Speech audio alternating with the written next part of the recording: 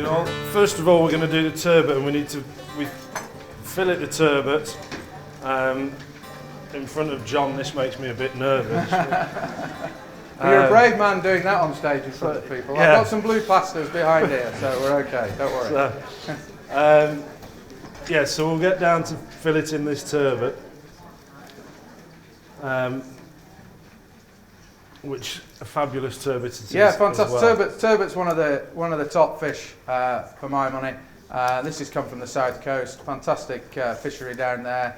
A lot of our products from the south coast are caught by small inshore fishermen, and this is one of these. So we get these within 36 hours of them being caught, and it gives us time to use them. It gives Jim time to do what he needs to do with them, and it's a very fine, firm, meaty fish, and it's a fantastic with all sorts of different flavours. It takes flavours well. It cooks well. It takes strong flavours with it, so you can drink red wine with it. I don't know what wine selection we're going to have with it, but you can poach it in red wine and things like that. So it's a really top type of fish, and if you get the chance, buy some, try some, away you go. Jim will come around your house and fillet it for you. Yeah. Sorry, that wasn't part of the deal, was it not? No. Okay. No. All right. So he's doing very well. He's quarter filleting this, so he's taking 2 pieces off each side. So the key thing, obviously, with any kind of production like this is to take as much of the flesh off the fish as possible, because the flesh is what we use. It's what we might use the bones for stock, but we obviously want to get as much of the flesh off as is possible. And you're going to see in a minute he's doing a grand job with that. He'll hold it up and there'll be no flesh on it. There's a few of those to do in the morning, Jim, if you want to come around I'll be round at my 4:30 place to do a few. Yeah. But what's great with working with a chef like Jim is he still buys quite a lot of his fish whole, like that turbot is now. And the great thing about that is it's the best ways to tell the quality, the freshness. It gives you all the offcuts, the trimmings, the bones to make stock, and it's a great way. Just hold that up, look. That's a great job. Hey! Just hold up your fingers. Have a nice evening. You still got all your fingers there. I'll show you some. So we've obviously got the fillets off, and as Jonathan said, we can use this for stock, and you can get cheeks off it. There's so much on this we can still use. Now, at the restaurant, I poach these, and in between each of the bones, there's actually the most flavoursome pieces of meat all down here, which you can pop out. And I call them turbot teeth because they look like teeth, but they're absolutely wonderful. And majority of chefs or people at home, they'll use the bones for stock and things, and they don't realise that this down here, it's like anything. If you cook it on the bone, it's going to taste wonderful. That's where the flavour is. So these down here are absolutely fabulous. And so yeah, it's all about using as much of the product as you possibly can, and turbot it's quite a pricey meat or fish, and we want to get as much out of it as possible. So, but I won't be doing that tonight. So now Don't know, we gave you that one, I think, Jim. It was about 2 kilo turbot, so if you were buying it in the shop, something like that's going to cost you about 50 quid. So it's expensive. It's an expensive old fish.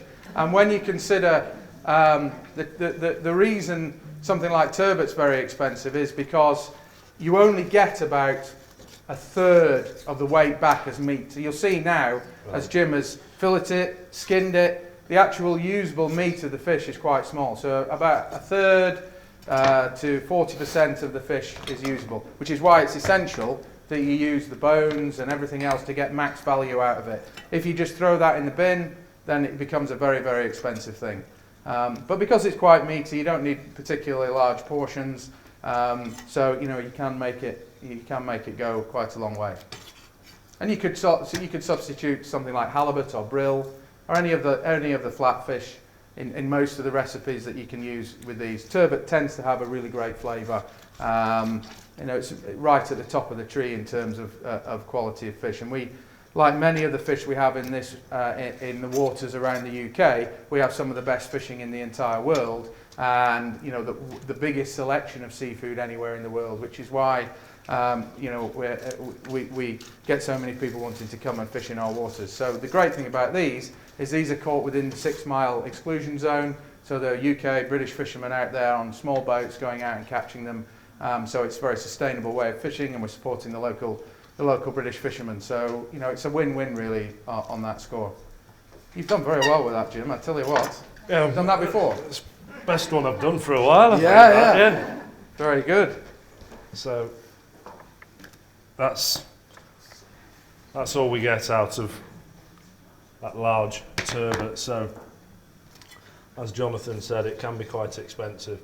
But again, all these little trimmings we can use for mousses, we can put in fish cake, you know, there's so much we can do. So I'm just going to take off a couple of good steaks. They also say that turbot, in the scientific world of gastronomic clever people, and turbot is supposed to taste the best out of any fish because of the size of the particles. When you eat it, they break down and they're the same size as your teeth, which means that for your brain going, it tastes so much better than any other fish. Whether or not that's true, I'm not sure, but I have seen it and heard of that from a few chefs before. And is that after a few pints after service? Yeah, that's after a few beers. Well, it's as good as any reason for eating it, isn't it? It is, yeah. So we've got 2 pieces of halibut, about 180 grams each. We've just changed fish Sorry, halfway turbot. I'm reading at the same time. I've got some stock here, fish stock, and I've also used the lobster bones. So it takes me about 4 or 5 hours to make this stock, and then I leave it. Make yourselves comfortable. Yeah, so I made the stock with all the fish bones, roasted lobster bones, roast them off in olive oil, lemon, fennel, and then plenty of brandy in there, juice it down, but nice and gently, and then leave it in the fridge, and I let it pass through a cloth basically, so all the fat solids stay in the cloth, and then it comes through and it comes out perfectly clear. I don't know if you can see that really, but and great stock is the base of great cooking, isn't it? I mean, you know, it's worth, you know, someone might say it's, you know, it's a bit of faff to go to all that trouble, but you know, if you go and make your own stocks, it's the basis of great flavour, I think. So it's well worth doing. So we've got some mushrooms. We've got some dried Judas ear mushrooms from my forager, but I've dehydrated those just to dry them out, because we get mushrooms all different times of year and things. I think these have a wonderful flavour to them. So I'll put those straight in the stock. I've got another pan on here, which I'm just going to saute off the mushrooms just very, very lightly. So we've got oyster mushrooms and enoki mushrooms. So we'll saute those off. And then I'm going to add some foraged ingredients. I try and keep them from as close to the coast as possible. So we've got the samphires. We've got 2 different types of samphire. We've got rock samphire and golden samphire. We've got some wild asparagus. So again, beautiful, delicate, really good with fish. We've also got some mooli, which is a radish, Japanese radish. Not very local, but but fantastic flavour. You didn't nip out before lunch and get those, did you? Got them in Valley Gardens. We've got some pine spruce. And that'll just give it a bit of an earthy flavour. And then we've got some ramson flowers, ramson wild garlic. So just put some of those in. It's all just to make this flavoursome stock. The more flavour we can get in, the better. So we've got the mushrooms, the dried mushrooms, and the Judas here in with the stock. That can go in. I'm just going to drop the turbot in there, and we'll just let that poach nice and gently before we set the fire alarms off. Yeah. We'll get a few of the mushrooms. So if people can't get access to these foraged ingredients, I suppose you can substitute them, you know, or is it easy to go out and do this kind of foraging? There's so much out there. I mean, Steph forages up at Rudding Park. There's so much produce out there. And it's only recently, the last couple of years, that I've actually been getting into this foraging and looking at what's on our doorstep. And the amount of things we walk past every day, it's just unbelievable. So I think, you know, it's a case of getting a guidebook or go on a little course, or. Yeah. But you can't. I mean, I shouldn't really say that. I went up to Valley Gardens. There's a big food festival happening up there in August, so I went up to look at the site and things, and I was walking around Valley Gardens, and the amount of things in there you can eat, it's just incredible. So, but yeah, if you can't get hold of it, I mean, there's people online. There's people all over doing it now. It's quite a big thing, you know, and it's something interesting. Yeah, and there's no, you know, you can go, as long as it's public land, you can go and do whatever you want, basically, can't you? Absolutely. Brings new meaning to walking the dog, that, doesn't it? We're going to do my shop while we go walk the dog. Although those plants with the funny flavours leave, you know, if you're walking the dog, you know, probably go somewhere else for your foraging, I would suggest. So I've now put some asparagus, and the wild asparagus, so it's almost a one-pot dish, really. Some of the pine spruce, a couple of the ramsons.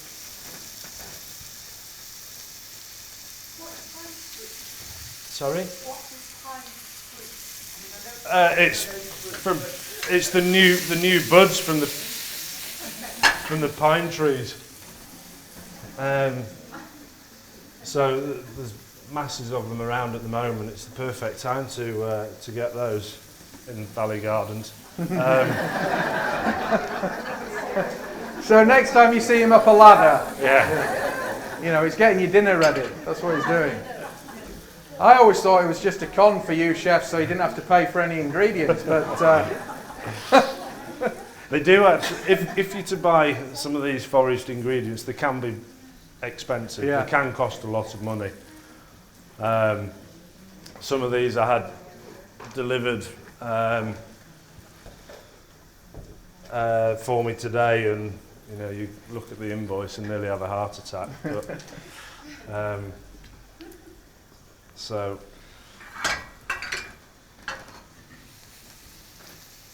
there we. That's pretty much.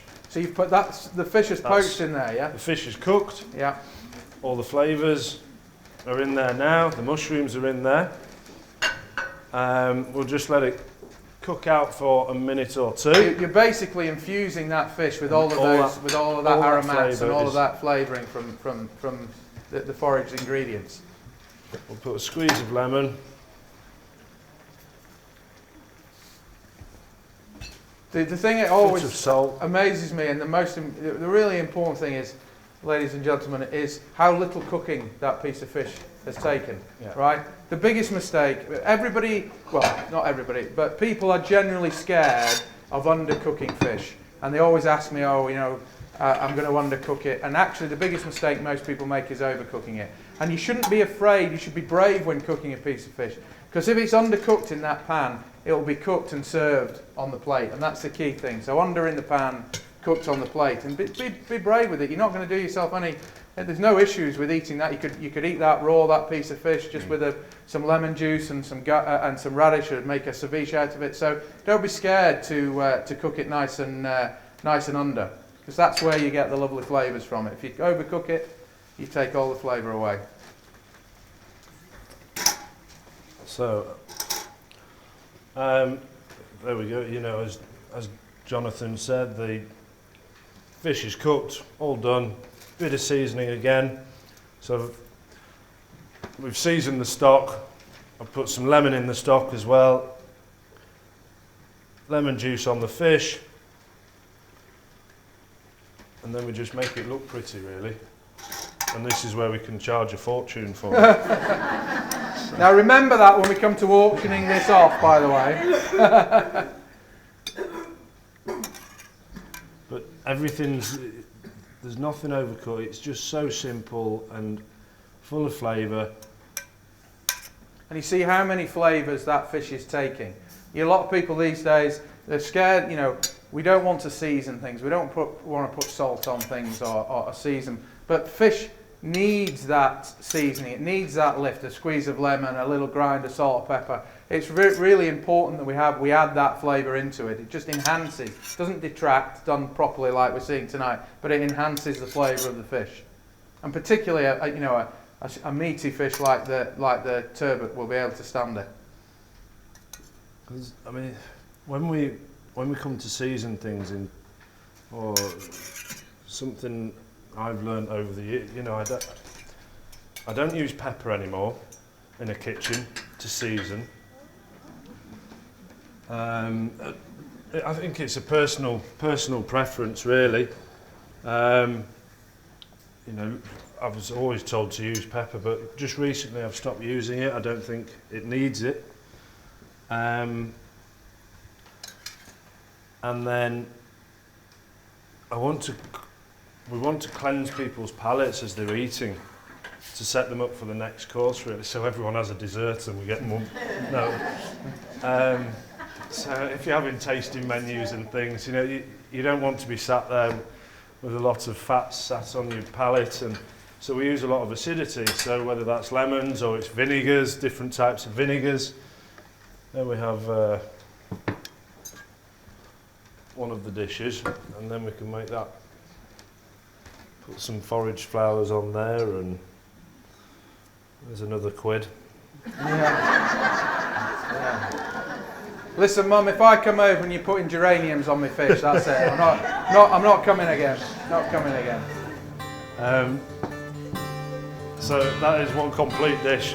Turbot with foraged vegetables and mushrooms. That looks absolutely fantastic, Jim.